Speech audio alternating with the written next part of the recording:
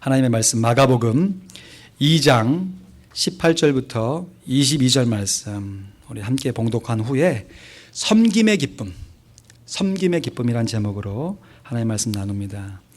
마가복음 2장 18절부터 22절까지 말씀 우리 다 같이 한 목소리로 같이 봉독합니다. 시작. 요한의 제자들과 바리새인들이 금식하고 있는지라. 혹이 예수께 와서 말하되 요한의 제자들과 바리새인들의 제자들은 금식하는데 어찌하여 당신의 제자들은 금식하지 아니하나이까. 예수께서 저에게 이르시되 혼인집 손님들이 신랑과 함께 있을 때에 금식할 수 있느냐.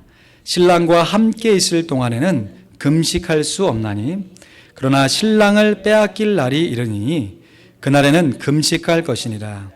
생배 조각을 낡은 옷에 붙이는 자가 없나니 만일 그렇게 하면 기운 새 것이 낡은 그것을 당기어 헤어짐이 더하게 되느니라. 새 포도주를 낡은 가죽 부대에 넣는 자가 없나니 만일 그렇게 하면 새 포도주가 부대를 더뜨려 포도주와 부대를 버리게 되리라. 오직 새 포도주는 새 부대에 넣으니라 하시니라. 아멘.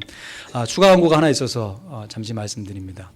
이번 돌아오는 토요일이 8월 15일 우리 장로님 기도하신 대로 광복 70주년이 되는 날 아닙니까? 이거를 기념해서 이 지역에 있는 한인 교회들이 실로암 교회에서 모여서 기념 예배를 드립니다.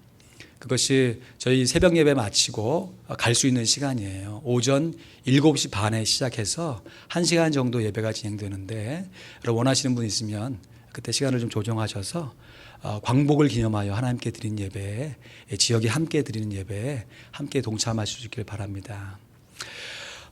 지난 주일 오후에 우리 대학부 학생들하고요, 아틀란타 이 다운타운 홈리스 봉사를 다녀왔어요. 정말 열심히 아주 즐겁게 헌신하고 왔습니다. 섬김의 기쁨을 마음껏 누리고 왔는데요. 사진 하나 보여주실까요? 이 사진은 지난주에 찍은 게 아니고요. 올해 우리 교회에서 처음으로 홈리스 봉사 갔을 때 찍었던 사진이에요. 그때도 참 좋았는데 제 개인적으로는 지난주가 훨씬 좋았어요. 봉사를 마치고 끝나니까 거의 한 7시 반 정도 됐어요. 2시부터 꽤 긴 시간이잖아요. 근데 섬기는 내내 얼마나 마음이 좋은지요. 왜냐하면 이번에 봉사는 처음 갔을 때 봉사하고 조금 다른 점이 있었습니다. 뭐가 달라냐면 봉사하는 사람이 처음에 비해서 좀 적었어요.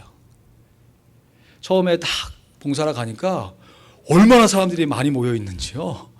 봉사하는 사람, 봉사받는 사람 거의 사람이 비슷비슷한 것처럼 많아요. 그러니까 처음 이 초짜로 봉사하러 딱 갔는데 어디서 봉사를 해야 할지 모르겠는 거예요. 봉사의 기회가 안 주어져요. 그래서 막 눈치 보다가 저기 비우면 막 가갖고 어떻게 하는지 삐져봐갖고 봉사하려고 했었는데 이번에는 사람이 적으니까요. 이거 자연스럽게 배식의 앞에 딱 서게 됐어요. 야, 이 봉사 2번 만에 이 배식을 할 수 있는 영광을. 그러면서 그 지체들한테 이렇게 빵과 음식을 이렇게 탁 나눠주면서 마음이 얼마나 기쁜지 모르는 거예요. 여러분, 사람 마음이 참 신기합니다. 참 마음 먹기 달렸다고요. 일을 더한 거잖아요. 노동의 수고를 더한 거잖아요. 근데 섬기니까 마음이 더 기쁜 것이에요. 여러분, 이것이 우리가 천국에서 누릴 수 있는 섬김의 기쁨인 줄로 믿습니다. 여러분, 누군가를 우리의 집으로 초대한다라고 한번 생각해 보세요. 별로 초대하고 싶지 않은 사람 어떤 관계 때문에 억지로 초대하는 거 말고 진짜 초대하고 싶은, 만나고 싶었던 친구들 집으로 초대한다고 할 때 여러분 그냥 초대합니까? 음식도 준비하고, 음식만 준비하나요? 평소와 다르게 집도 또 깨끗하게 청소하고 나름 해야 될 것이 한두 가지가 아니죠. 하지만 누군가를 초대하여서 내가 그 사람에게 음식을 먹이며 함께 교제하는 섬김의 기쁨이 있기에 내가 하는 수고가 그렇게 크게 마음에 부담이 되지 않잖아요. 여러분, 지난 시간에 우리 세리 마태가 예수님께 부름받는 그 말씀을 살펴보았습니다. 세리 마태가 앉아서 예수님께 부름을 받았는데 부르니까 일어서서 예수님을 쫓아가요. 그러고 나서 예수님을 자기의 집으로 초대해서 이제는 상황이 바뀌어요. 예수님이 앉아 계시고 이제는 더 이상 세리 마태가 아니죠. 제자 마태가 예수님을 시중 듭니다. 근데 그곳에 예수님하고 제자만 있는 것이 아니라 많은 세리와 죄인들이 그곳에 함께 있었습니다. 마치 우리가 계획하고 있는 다락방 전도축제처럼 많은 사람들과 함께 모여서 일종의 잔치를 벌이고 있는 것이에요. 음식을 서로 먹고 나누면서 서로를 격려하고 예수님의 말씀을 듣고 있는 것이죠. 근데 바로 이때에 섬김의 기쁨을 누리기는커녕 비난의 논쟁을 걸어오면서 소위 금식 논쟁이라고 하죠. 왜 이 상황에서 금식하지 않습니까? 라고 하면서 예수님을 비난했던 사람들이 있었어요. 오늘 본문 18절 말씀에 보니까 요한의 제자들과 바리새인들이 금식하고 있는지라 혹이 예수께 와서 말하되 요한의 제자들과 바리새인의 제자들은 금식하는데 어찌하여 당신의 제자들은 금식하지 아니하나이까. 혹이 와서, 여기서 말하는 혹은 우리 사람 보면 나는 혹이 아니고 혹부리 할아버지가 아니라 3인칭 복수형을 얘기하는 것이죠. 불축동 다수 여러 명이 와가지고 예수님께 따져 묻는 것이에요. 요한의 제자들과 바리새인의 제자들은 금식하는데 지금 잔치 석상에서 왜 당신은 금식하지 않습니다? 라고 따져 묻는 것이에요. 여기서 말하는 이 여러 명의 사람이 누군가라고 성경을 좀 찾아보니까 오늘 마가복음에는 그냥 혹이 그냥 대명사로 되어 있는데요. 이거와 똑같은 사건을 기록하고 있는 마태복음에는 요한의 제자들이 와서 예수님께 물은 것으로 기록되어 있습니다. 지금 제자 마태의 집에서 잔치가 벌어졌고 그 잔치 석상에서 요한의 제자들이 와서 이렇게 물어봤다라고 하는 것이 자연스러운 것이죠. 근데 오늘 본문과 똑같은 사건을 기록하고 있는 누가복음의 말씀을 보니까 여기서 말하는 혹이 여러 사람이 누구인지를 아주 분명하게 기록해 놓고 있어요. 누가복음 5장 30절에서 33절 말씀 보니까요. 우리 천천히 같이 읽어볼까요? 시작. 바리새인과 저희 서기관들이 그 제자들을 비방하여 가로되 너희가 어찌하여 세리와 죄인과 함께 먹고 마시느냐? 저희가 예수께 말하되 요한의 제자는 자주 금식하며 기도하고 바리새인의 제자들도 또한 그리하되 당신의 제자들은 먹고 마시나이다. 저희가 라고 했는데 그 저희가가 누구예요? 그 위에 있는 바리새인들과 저희 서기관들이에요. 지금 방금 전에 예수님이 죄인들과 세리들과 어찌하여 밥을 먹을 수 있습니까? 라고 비난했던 그 바리새인과 서기관들이 이제는 한참 음식을 나눠서 맛있게 먹고 있는 예수님의 제자들을 향해서 왜 예수님의 제자들은 금식하지 않습니까? 라고 비난 어린 역도로 따져 묻고 있는 것이에요. 이 당시에 바리새인들은 실제로 일주일에 2번 정도 금식을 했던 것 같아요. 예수님께서 누가복음 18장에 자기를 의롭다 하고 다른 사람을 멸시하는 사람들 향해서 이런 비유를 베풀어 주셨어요. 참 공교롭게도 오늘 지금 마태의 집에 모여있는 사람들처럼 한 사람은 바리새인이고 한 사람은 세리였어요. 두 사람이 다 기도하러 성전에 쫙 올라가는데 바리새인은 성전 쫙 사람 잘 보이는 곳에 딱 서가지고 하늘 향해서 손을 딱 들면서 내가 기도하고 있다 하면서 기도한 내용이 뭐냐면 11절에서 12 말씀 보니까 하나님이여 나는 다른 사람들 곧 토색, 불의, 간음을 하는 자들과 같지 아니하고 이 세리와도 같지 아니함을 감사하나이다. 나는 일에 2번씩 금식하고 일주일에 2번 금식한다는 것이에요. 또 소득의 11조를 드리나이다. 기도의 내용이 이래요. 감사 기도를 드리는 척하면서 다른 사람과 비교해서 자기의 의로움, 자기의 종교적인 열심을 막 드러내는 바리새인의 기도를 예수님께서 꾸짖으셨어요.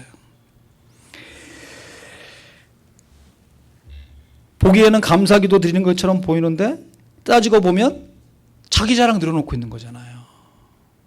근데 반면에 같이 올라갔던 세리는 바리새인 곁에 서지도 못해요. 사람들 눈총 봤는데 서지도 못하고 그냥 하늘을 우러서 말씀해 보니까 자기 가슴을 쳤다고 그래요. 자기 가슴을 치면서 주여 나를 불쌍히 여기소서 나는 죄인으로서이다. 하나님 저를 좀 불쌍히 여겨주세요. 저는 죄인입니다. 기도의 내용이 이 한마디예요. 근데 예수님께서 이 두 사람의 기도를 소개하시고 결론으로 하신 말씀이 뭐냐면 누가복음 18장 14절 말씀에 우리 이것도 같이 읽어볼까요? 시작. 내가 너희에게 이르노니 이 사람 세리가 저 바리새인보다 의롭다 하심을 받고 집에 내려갔느니라.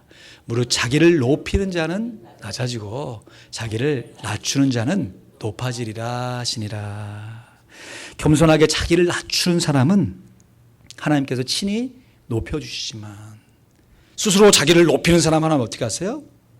의도적으로 낮추어 주신다고 말씀하세요.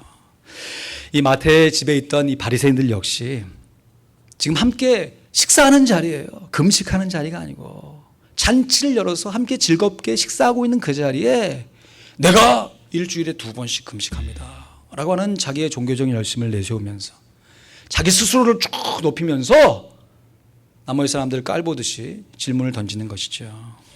세례 요한의 제자들과 바리새인의 제자들은 금식하는데 예수님의 제자들은 어찌하여 금식하지 않습니까? 여러분 지금 바리새인들의 이 비교 의식이 느껴지세요? 누구누구는 하는데 누구누구는 안 합니다. 그것도 지금 바리새인 자기들 제자들만 들먹이면 좀 부족하니까 누구의 제자를 함께 엮어버렸어요?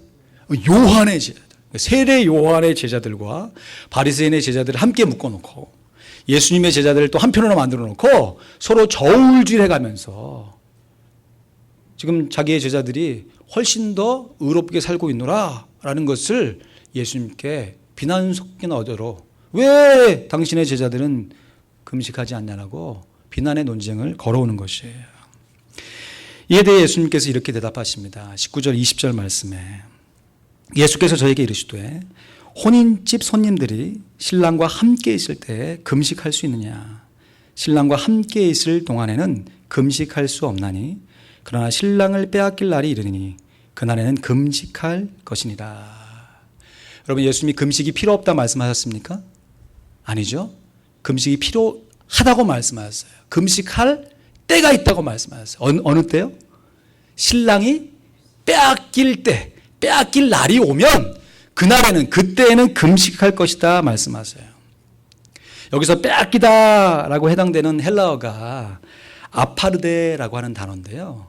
이것은 뭐 일상생활에 쉽게 사용하는 단어라기보다는 정말 심각하게 마음의 상처를 받고 그 마음 가운데 이별의 고통을 경험했을 때 사용되는 단어예요.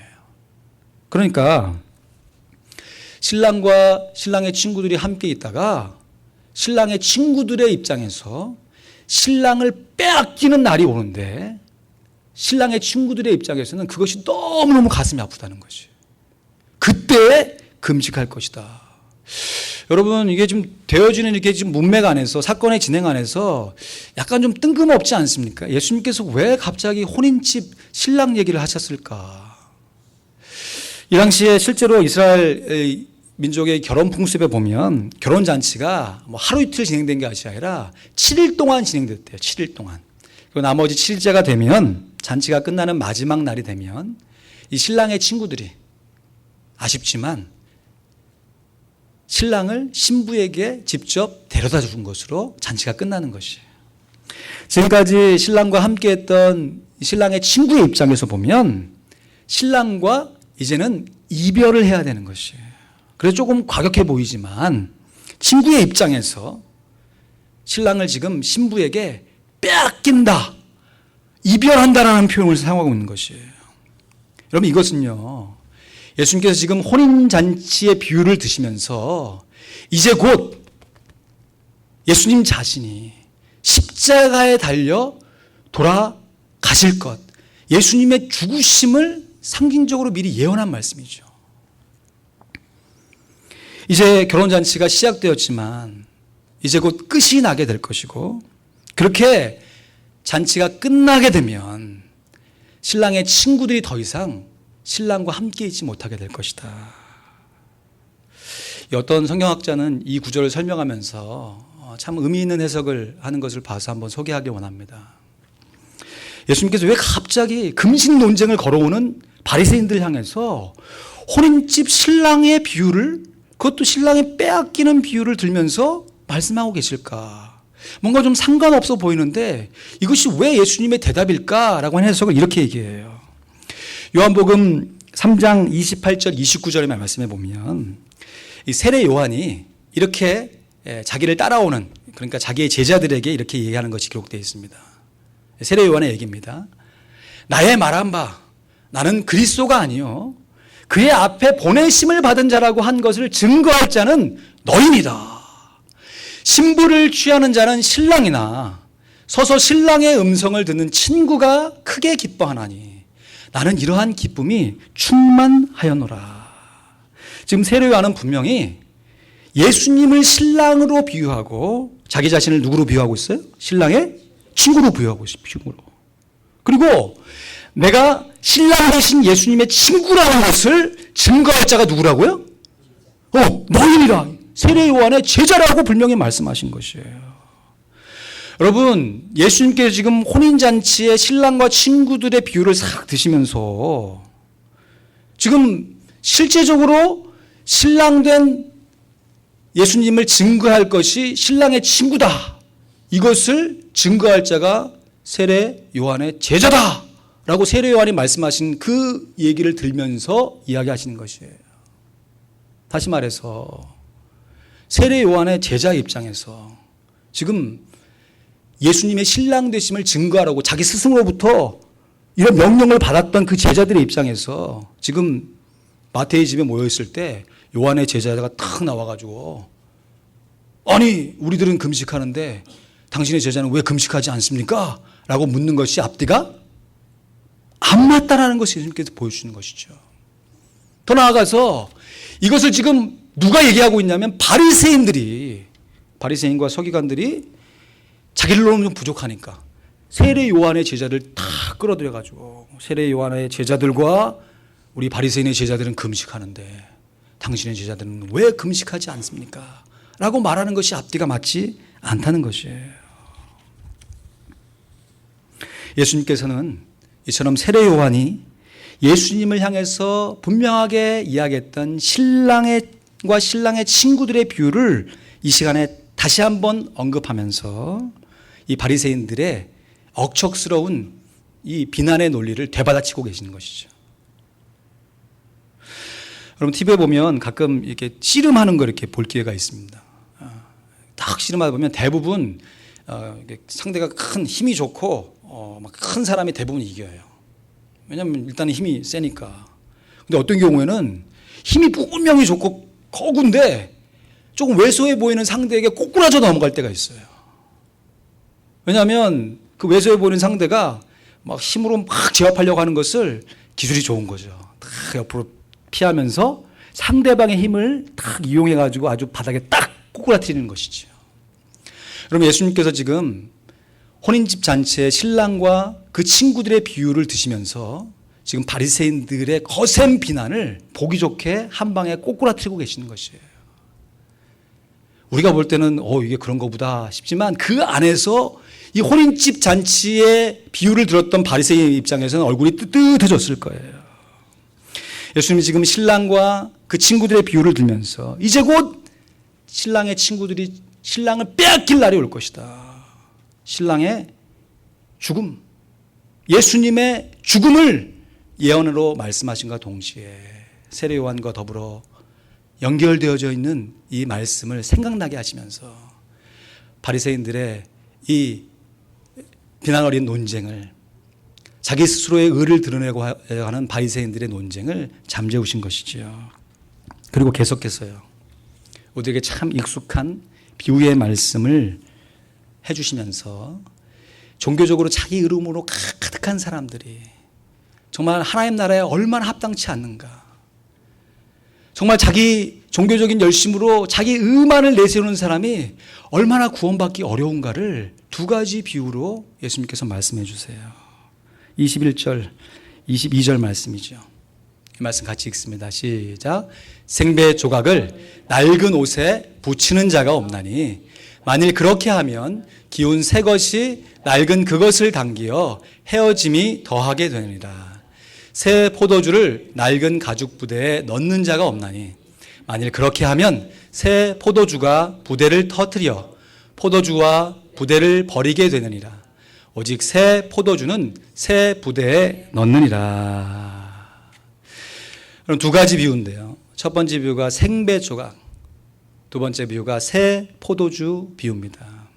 여러분, 이 비유는 예수 믿지 않는 사람들도 상당히 즐겨 사용하는 비유예요. 예를 들어서 새로운 비즈니스를 탁 시작했다 라고 하면 그랜드 오프닝 탁 하면서 새 포도주는 새 부대, 우리가 이렇게 비즈니스를 새롭게 시작했으니까 새로운 커스터머를 맡겠다, 이런 강호들. 집이라도 이사 가면요, 새 포도주는 새 부대, 야 가구 다 바꿔, 장판 새로 깔아 하면서 뭔가 새롭게 열심 내는 것에 대한 새로운 환경의 조성으로 이 말씀을 즐겨 사용해요.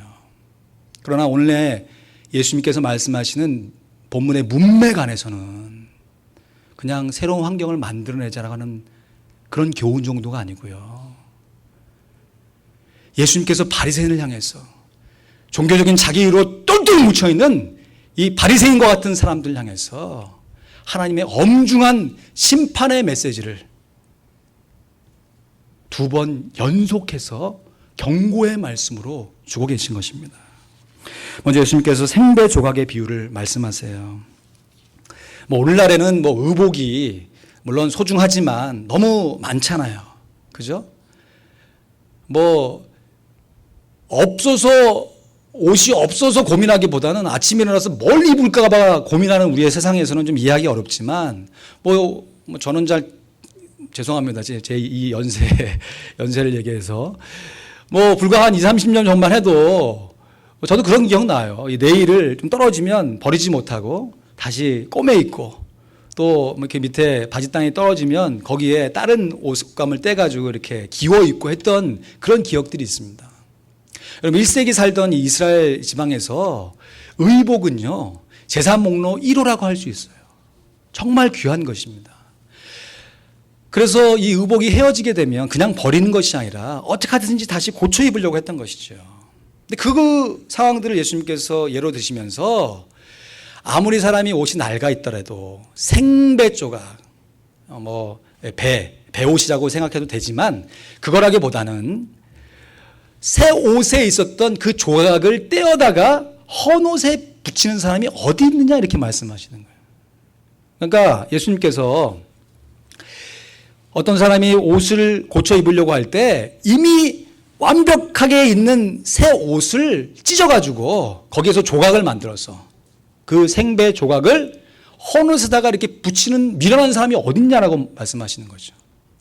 그렇게 되면 이미 완전한 새 옷은 찢어가지고 조각을 냈으니까 못 쓰게 되고, 헌옷에 새 조각을 붙여도 조금 되는 것처럼 보이지만 새 옷과 헌옷감에 서로 질감이 달아서 이게 금방 터져버리게 된다라고 말씀하시는 거예요. 여러분, 여기서 말하는 생배 조각이 무엇을 상징하는 것이겠습니까? 지금까지 예수님 말씀하셨던 이 문맥 안에서 뭘 상징하는 것 같으세요? 내가 이제 곧 혼인잔치에 참여하게 되면 신랑의 친구의 입장에서는 신랑을 빼앗기게 될 것이다. 예수님의 대속적인 죽음을 말씀하셨잖아요.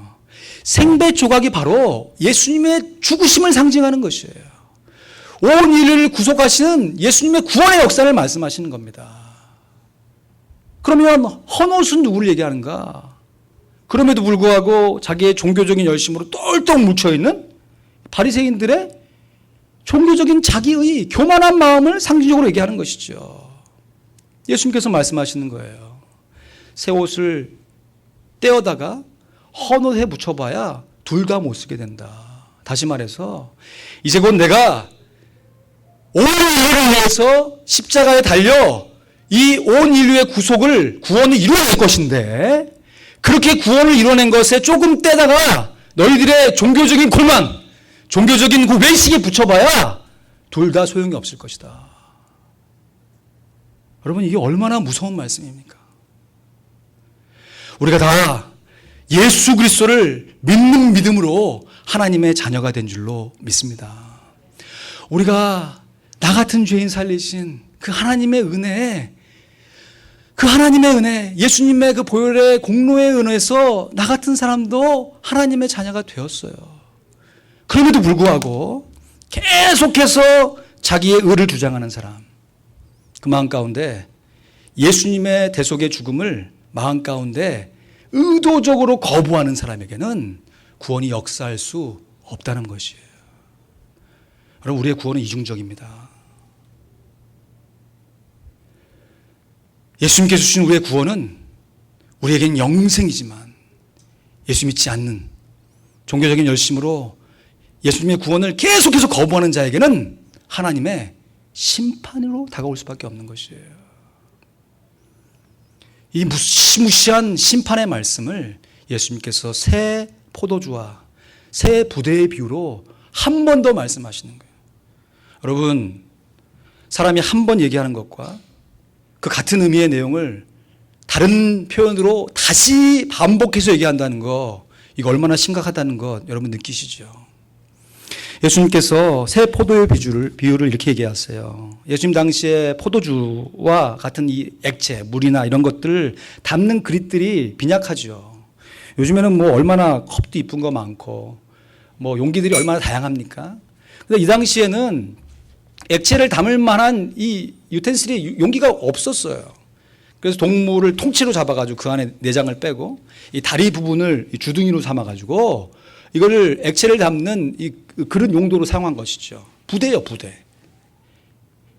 근데 포도주는요, 그러니까 물이 아니라 포도주는 그냥 포도를 따면 바로 포도주가 되는 게 아니라 포도즙이 됐다가 이것이 발화, 익혀가는 과정 가운데 포도주가 되잖아요. 그런데 포도주가 되는 과정 가운데 강한 산성을 내뿜으면서 이 동물의 가죽을 헐어버리는 것이에요. 뭐 상식적인 얘기죠. 그러니까 어떤 사람이 포도주를 만들기 위해서 포도즙을 딱 짜놓으면 새 포도주죠. 이것을 낡은 가죽 부대에 담아놓지 않는 것이에요. 그렇게 되면 익어가는 과정 가운데 어떻게 되겠어요? 그 부대가 터져버리니까. 그럼 그 안에 있는 익어가는 포도주도 땅에 떨어져서 쓸모없게 되고, 그나마 밑에 위태했던 낡은 가죽도 터져버려서 더 이상 쓸 수가 없으니까. 여러분, 지금 이 새 포도주는 예수님께서 무엇을 상징하면서 지금 이 바리새인들에게 말씀하신 것 같으세요? 똑같습니다. 예수님의 대속적인 죽음을 상징적으로 말씀하시는 것이에요. 낡은 가죽 부대는 여전히 자기의 종교적인 열심으로 똘똘 뭉쳐있는 이 바리새인들의 교만을 얘기하는 것이죠. 그런데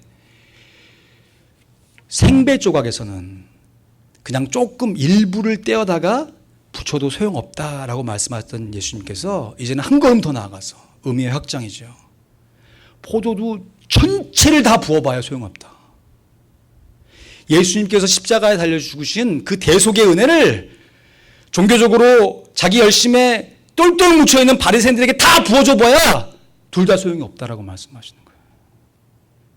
여러분, 이것이 얼마나 무서운 심판의 말씀입니까?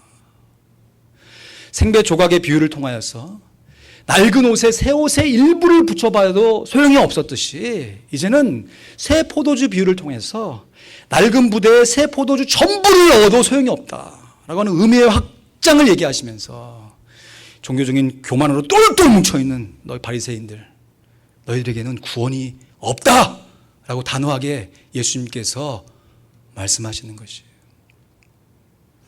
여러분, 우리가 예수님을 믿을 때 처음부터 그러지는 않았지만 어느 순간 예수님의 대속의 은혜가 내 마음 가운데 부딪혀오고, 어떻게 예수님이 나를 위해 십자가에 달려 돌아가셨을까? 그 사실을 생각할 때마다 눈물이 솟고, 그것을 생각할 때마다 그렇지, 부족하지만 연약하지만 나도 예수님처럼 다른 사람을 섬기며 살아야지 하는 마음을 갖게 되지 않습니까?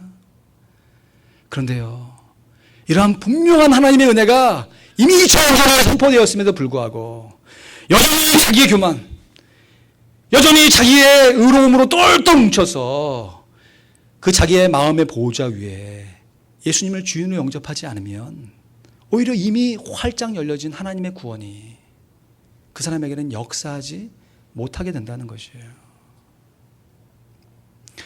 여러분, 우리가 한 번 사는 인생, 물론 세상 사람들의 성공, 우리가 하는 자아의 실현, 내가 갖고 있는 어떤 물질의 소유, 이루면서 사는 것도 복된 인생인지 모르지만 오늘 말씀에 비춰볼 때 우리가 겸손하게 하나님의 은혜에 납작 엎드려서 예수님께서 이미 이루신 그 대속의 은혜를 우리 마음 가운데 깊이 있게 영접하고 우리 마음 가운데 믿음으로 예수님을 우리의 주님으로 영접하는 것이야말로 우리가 누릴 수 있는 하나님께 주신 최고의 복이 되는 줄로 믿습니다. 바리새인들과 같은 자기 의로 똘똘 뭉쳐진 사람들은요,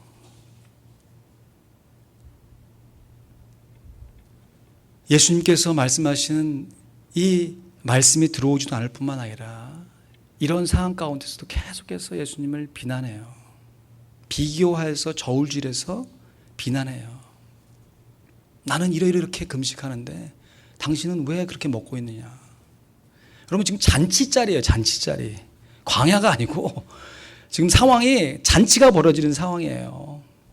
그런데 앞뒤 가리지 않는 것이죠. 자기의 종교적인 열심을 드러내고 싶은 거예요. 내가 이렇게 금식하는데 당신의 제자들은 왜 금식하지 않습니까? 하고 자기의 의를 드러내는 것입니다. 이렇게 스스로 의롭다고 여기고 자기의 의를 드러내는 바리새인과 같은 사람들은 예수님의 대속적인 죽음으로조차도 새로워질 수가 없어요. 아이러니죠. 아이러니죠. 그러나 예수님께서 이러한 비유로 분명하게 우리에게 경고하여 말씀하여 주십니다. 예수님의 대속적인 죽음 부분을 조금 떼어다가 붙여봐도 안 되고 심지어 전체를 다 들어다가 그 안에 적용시키려고 해도 안 된다는 것이에요. 왜냐하면 자기 의로 가득 차여서 종교적인 교만으로 가득 찬 사람들은 예수님을 그 마음의 보좌에 주님으로 영접할 수가 없기 때문에 그렇습니다.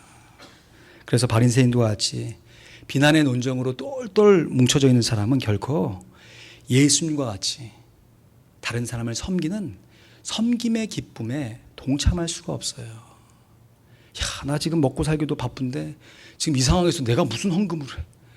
누가 누굴 좀 도와? 내가 지금 열심히 살아도 부족한 상황에서 지금 내가 어떻게 다른 사람을 도와? 라고 하는 경제적인 논리만 생각하지, 내 자신을 내어주고 그 어려운 형편 중에서 다른 사람을 돌보기 위해서 십자가에 달려 돌아가셨던 예수님의 죽으심이 가치 있게 여겨지지가 않는 것이에요. 여러분, 비난의 논쟁에 섬김의 기쁨을 살짝 붙여봐야 소용이 없습니다. 비난의 논쟁에 섬김의 기쁨을 다 갖다 넣어도 일이 되어지지 않는다고 말씀하시는 것이에요. 방법은 딱 하나입니다. 새 포도주는 새 부대, 새 부대가 되게 하여 주사 주님의 길 비추게 하소서. 내가 원하는 한 가지, 주님의 기쁨이 되는 것. 내가 원하는 한 가지, 주님의 기쁨이 되는 것. 우리가 겸손하게 우리의 마음을 드리며 우리의 보좌에서 내려와 예수님 우리의 왕으로 삼고 예수님 우리의 주님을 영접할 때 우리가 종교적인 교만을 내어내드리고 납작 엎드려서 주님과 같이 살아나겠다 결단할 때 우리로 하여금 비난의 논쟁이 아닌 섬김의 기쁨으로 예수님처럼 다른 사람을 섬기게 될 줄로 믿습니다. 말씀을 맺습니다. 우리 예수님은 분명코 이사사랑을 정죄하기 위해 오신 분은 아닙니다. 오히려 이 세상에 있는 모든 사람들을 섬기기 위해 오셨어요. 그래서 마가복음 주제 말씀이죠. 10장 43절 45절 말씀에 보면 너희 중에는 그렇지 아니하니 너희 중에 누구든지 크고자 하는 자는 너희를 섬기는 자가 되고 너희 중에 누구든지 으뜸이 되고자 하는 자는 모든 사람의 종이 되어야 하리라. 같이 읽을까? 인자에 시작. 인자에 온 것은 섬김을 받으려 함이 아니라 도리어 섬기려 하고 자기 목숨을 많은 사람의 대속물로 주려 함이니라. 아멘. 여러분, 예수님께서 우리를 섬기실 때 마지못해 억지로 섬기셨겠습니까? 아니면 겸손하게 자원하여 섬겨주셨겠습니까? 예수님께서는 겸손하게 우리를 섬기시기 위해 이 땅 가운데 오셨습니다. 예수님께서는 결코 우리를 비난하거나 정죄하러 오신 분들이 아닙니다. 그럼에도 불구하고 우리가 우리의 마음의 문을 열지 못하고 우리 암송 구절이네요. 볼지어다 내가 문 밖에서 두드리는데 누구니 내 음성을 듣고 문을 열면 내가 그에게로 들어가 그로 더불어 먹고 그는 나로 더불어 먹으리라. 예수님의 풍성한 삶의 복을 누리게 하기 위해 이 땅에 오셨는데 주 예수 대문 밖에 세워두고 여전히 내 열심, 내 종교적인 교만으로 살아갈 때 여기 계신 분들은 그런 사람이 한 사람도 없으리라고 믿습니다. 자기의 종교적인 교만과 열심으로만 살아갈 때 예수님의 대속적인 죽으심이 구원의 역사로 함께하지 못하게 되는 것입니다. 예수님께서 십자가에 달려 죽으시기까지 대속의 은혜를 베풀어 주실 때까지 우리를 섬겨 주셨습니다. 그래서 우리가 주님을 섬길수록 더 귀한 주님으로 고백하는 것이지요. 섬길수록 더 귀한 주님, 더욱 섬길수록 더 귀한 주님. 매일 내 삶의 구원의 은혜로 하나님을 찬양하며 부족한 여건 속에서도 내가 할 수 있는 최선을 다하여 또 다른 누군가를 섬기고자 작정하는 하나님의 자녀가 되는 줄로 믿습니다. 여러분, 오늘 말씀을 들으시면서 마음 가운데 다시 한번 결단하는 우리가 되길 원합니다. 정말 나는 과연 세리마태, 아니 더 이상 세리마태가 아니죠. 제자 마태처럼 예수님을 온전히 섬기며 예수님을 모셔드리고 또 다른 사람을 섬기려고 하는 섬김의 기쁨이 내 가운데 있는가? 아니면 여전히 그런 섬김의 기쁨이 넘쳐나는 신앙생활을 하는 교회 가운데서도 비난의 논쟁으로 내 열심, 내 주장, 내 의로움을 드러내지 않고는 견딜 수 없어 하는 바리새인과 같은 못된 성품이 아직도 남아있지 않는가? 오늘 모두가 오늘 주님께서 하셨던 엄중한 심판의 메시지들을 거울로 삼아서 겸손한 마음으로 예수님의 제자가 되어서 겸손한 마음으로 예수님과 또 다른 사람을 섬기며 살 수 있는 우리 모두가 되기를 주님의 이름으로 축원드립니다. 기도하겠습니다. 여러분, 예수님처럼 다른 사람을 섬기는 것이 말처럼 쉽지 않습니다. 아직도 내 안에 내 자아가 살아남아 있고 또 우리 안에 비교의식으로 성공을 가름짓는 세상의 가치관이 우리 가운데 스며 있기에 우리가 겸손하게 내 자신을 내려놓고 예수님처럼 섬긴다는 것이 불가능한 것처럼 보여지기도 합니다. 그러나 이 땅에 하나님 나라를 이미 시작하신 예수님께서 우리를 예수님의 제자로 부르셔서 그러한 삶을 살아가라고 우리에게 새 생명을 주시며 새 의지를 주신 줄로 믿습니다. 사도 바울은 이렇게 고백합니다. 갈라디아서 2장 20절에 내가 그리스도와 함께 십자가에 못 박혔나니 그런즉 이제는 내가 산 것이 아니요 오직 내 안에 그리스도께서 사신 것이라. 이제 내가 육체 가운데 사는 것은 나를 위하여 자기 몸을 버리신 하나님의 아들을 믿는 믿음 안에서 사는 것이라.